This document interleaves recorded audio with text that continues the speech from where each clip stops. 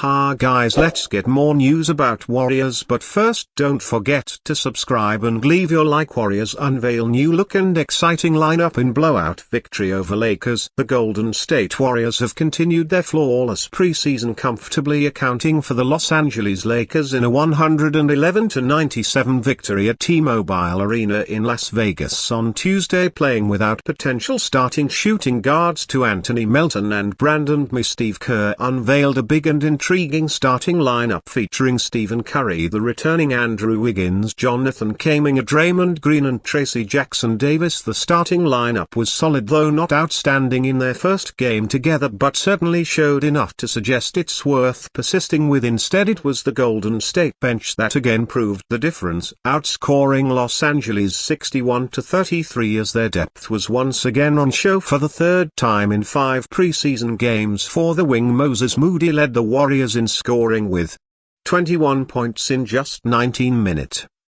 The 22-year-old shot 7 of 13 from the floor and 5 of 7 from three-point range, while also adding 5 rebounds and finishing as a plus 177. Moody was one of an incredible 8 Golden State players who scored in double figures, including Wiggins, who played his first game following an illness throughout training camp. The 2022 All-Star had 11 points on 3 of 9 shooting, appearing to get better as the game went on in his 21 minutes, as has been the theme throughout preseason. The Warriors again got up a heap of three-point attempts with 45 for the game. They only made 14 at 31.1%, with Curry only 3 of 11 from deep and 6 of 18 from the field. Overall, on his way to 16 points, Green had his first double-double of the preseason with 10 points and 10 rebounds to go with 3 assists and 2 blocks, while Jackson Davis also had 10 boards as Kerr again went with the duo and Kuminga together in the front court. That helped Golden State control the interior despite a 24-point, 12-rebound double-double from Alak.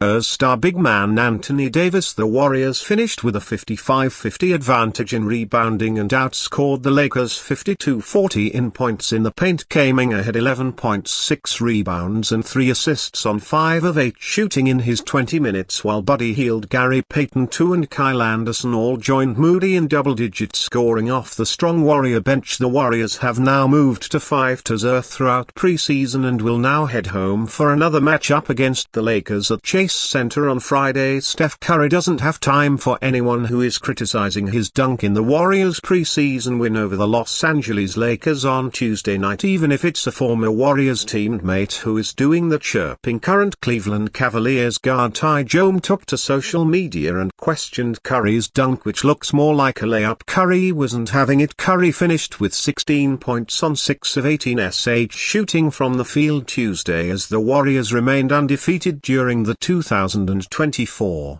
preseason. Why arenas believe Steph's bad contract built Warriors dynasty. Superstars are the driving force of NBA dynasties, but one player-turned-pundit believes Steph Curry's second NBA contract is the key to the Warriors dynasty. Former NBA All-Star Gilbert Arenas explained on his Gil's Arena show how the 4-year $44 million contract Curry signed in 2013 set up Golden State for a decade of success. Dynasties are made off of bad contracts. Arenas said, "If I can get one of you stupid asses to sign some bad deal, it helps my franchise build like New York. What Jalen Brunson did, that's considered a bad deal that's going to help them in the future because they have so much money saved." When Steph won a championship, was he the third highest paid player on the team? "I got you for 4 years, $44 million. If you become a 2-time All-Star, 2-time MVP, cool. When the 4 years come in, I can make you a higher offer, but right now I got you for pennies on the dollar, and in those next 4 years I can keep adding players." Arenas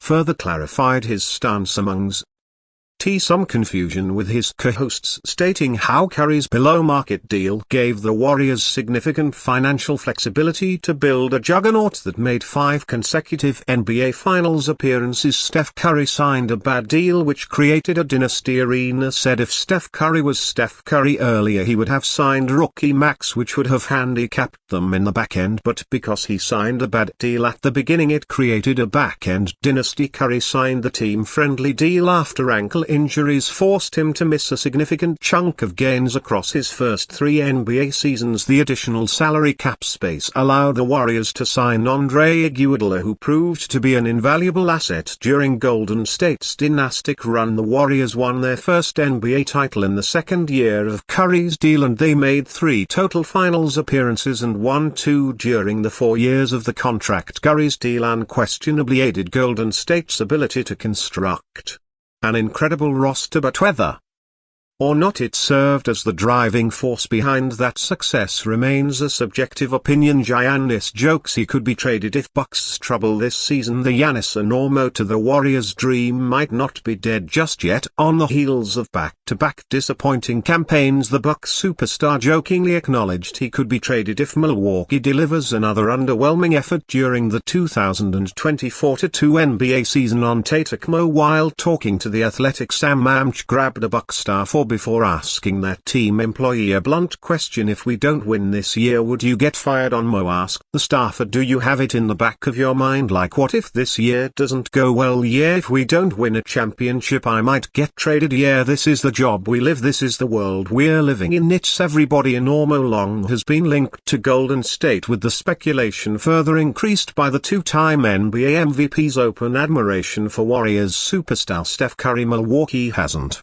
fared well in the playoffs after winning the 2021 NBA Finals, being eliminated in the first round in each of the last 2 seasons. The Bucks have experienced plenty of change in that time, pulling off a blockbuster trade for All-NBA point guard Damian Lillard and adding respected coach Doc Rivers. However, those moves did little to change their playoff fortunes, creating added pressure for Onmo and the only NBA team he's ever known. While it would take a monumental turn of events for Milwaukee to trade on Onmo, perhaps there is a layer of truth and underlying concern behind his statement that appeared to be made in jest. Could Golden State ultimately wind up with Onmo should a trade materialize? It wouldn't be the first time the Warriors stunned the NBA world with a blockbuster addition of a former MVP. And you fan, what do you think of the situation of Giannis Antetokounmpo? Leave your opinion in the comments.